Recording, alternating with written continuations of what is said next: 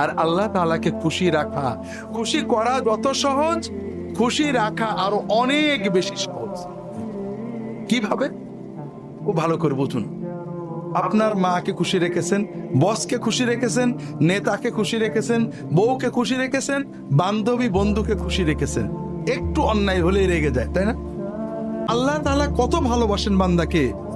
আল্লাহ তাআলা বলছেন, আল্লাহ রসুল সাল্লাল্লাহু আলাইহি ওয়াসাল্লাম বলছেন, আল্লাহ তাআলা বান্দা যখন গুনাহ করে ফেরেশতাদের শিখিয়ে দেন, গুনাহটা সঙ্গে সঙ্গে লেখো না, গুনাহটা সঙ্গে সঙ্গে লেখো না, সারাদিন অপেক্ষা করো, দিনের ভিতরে যদি তওবা করে ওর নামে কোনো গুনাহই লেখো না।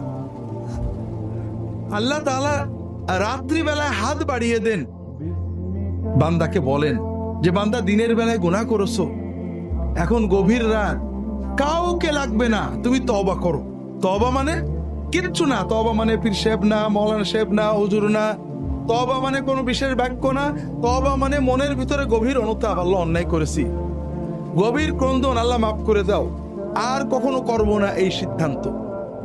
আল্লাহ বলেন, বান্দা আমি এই হাতটা বাড়িয়ে রেখেছি, রাতের গভীরে একাকী, কেউ জানবে না, তুমি একটু মনের সিদ্ধান্ত নাও, আমার কাছে ক্ষমা চাও, তোমার সব গুনাহ ক্ষমা করে দেওয়া।